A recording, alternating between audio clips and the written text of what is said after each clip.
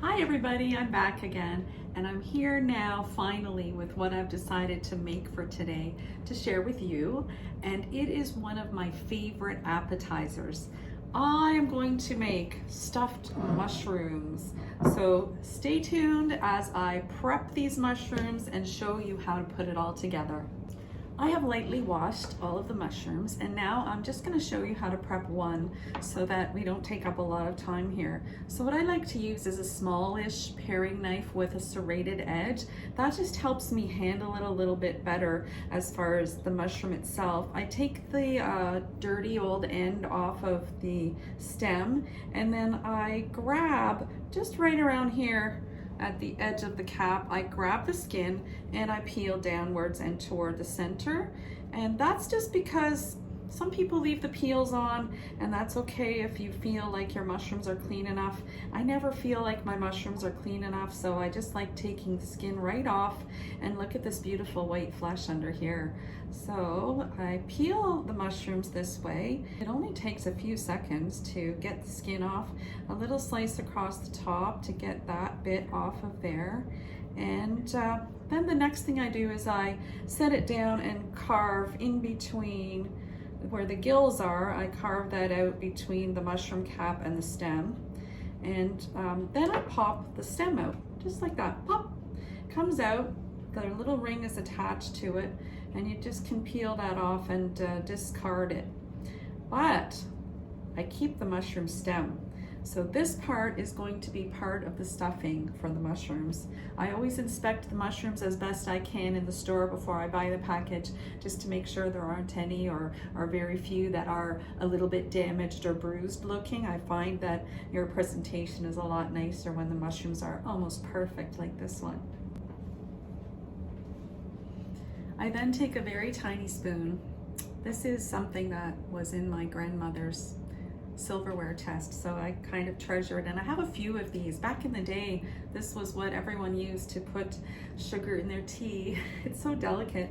Anyway, it's perfect for this job. I scoop out a little bit more of the inside of the mushroom cap, and I'm going to put that along with the stem inside this bowl here, and I'm going to start collecting these extra bit of mushrooms from inside the cap along with the stems to use as part of the stuffing.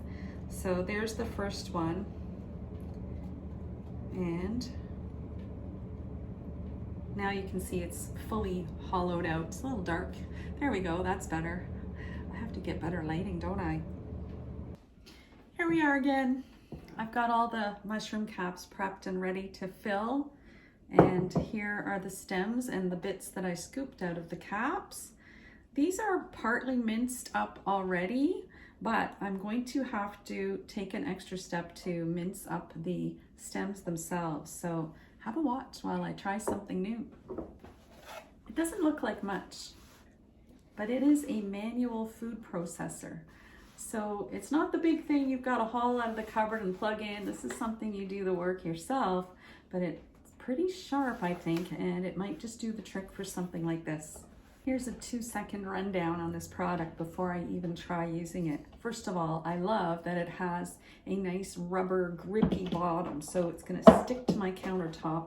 It's not going anywhere while I turn the lid and spin it around. The blades are really sharp, so they fit down in there like that. There's a warning label on here telling me that the blades are very, very sharp. And I believe that it is in the locked position right now. The handle's locked down, and you just flip this forward to unlock it. There's a little dome there, and look at that. So it's ready to go. There's an octagonal little shape in here. One, two, no, it's a sexagon. I don't even know what that's called.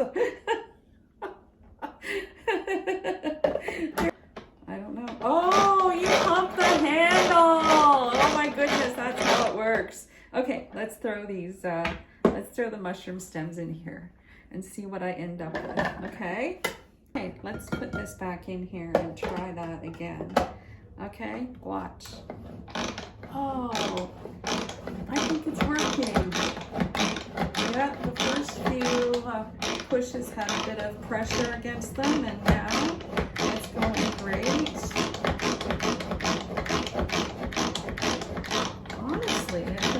wonderful.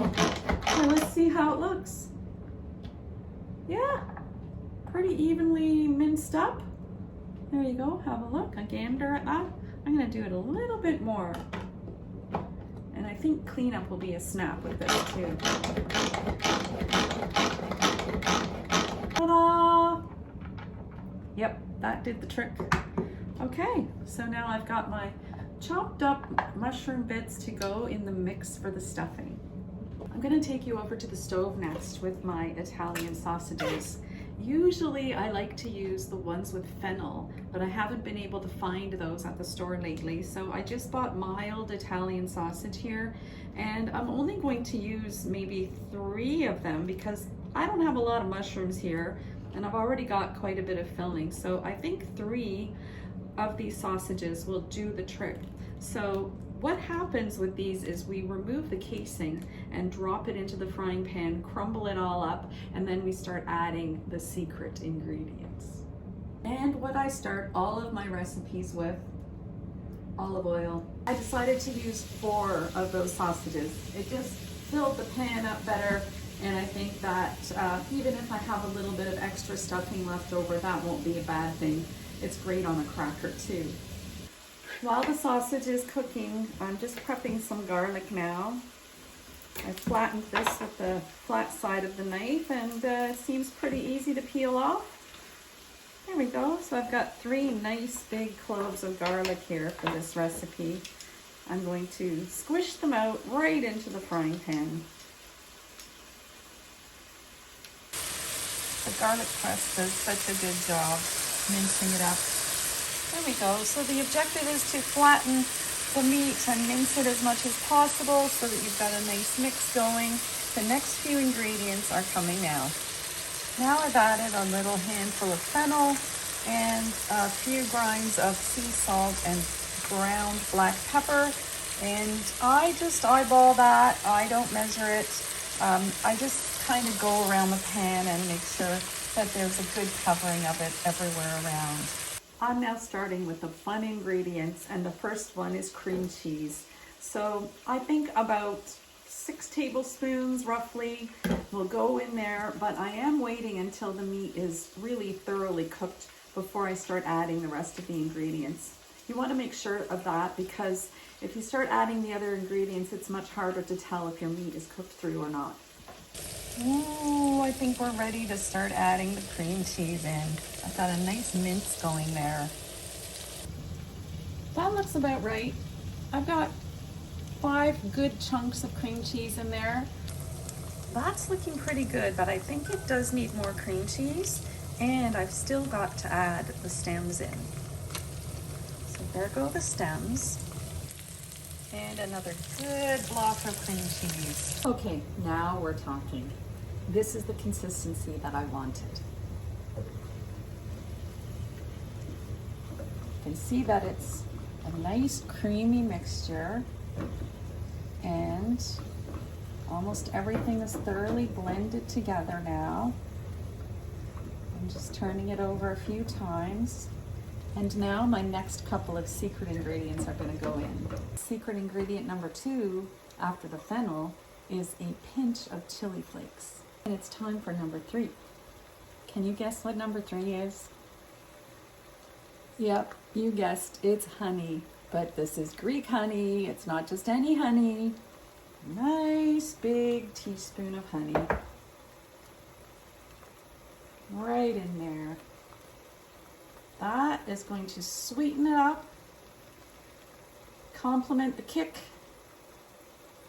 and the garlic, and just make these probably the most sinful and decadent mushrooms you've ever had. It's a good time for a little cleanup now while you're waiting for the filling to thicken up. I'm ready to take this to the next level. And as you can see, I'm sitting down. I'm going to preheat the oven though first, 325. So what I'm going to do, and look at this mixture, it looks fantastic. I'm going to fill each mushroom cap only to the level of the cap itself. And then I'm gonna see how much extra I've got left over, at which point I will then add a tiny bit more to the top to make a kind of little mountain. This stuff's pretty sticky, so it should stick together well enough to make a nice shape for the top of the mushroom. I'm finished filling them. They're looking pretty nice. And I'm just going to sprinkle a little bit of Parmesan cheese on top, and then they're going right in the oven for 20 minutes. They are looking absolutely scrumptious already before they're even baked. And now into the oven they go. Hey, it's time to open the oven and see what I've got. Smells really good. What do you think? I think they look delectable. Are you gonna try these? Thank you for joining me as I show you how to make stuffed mushrooms. I hope that you'll try this recipe, and I know you're gonna love it too.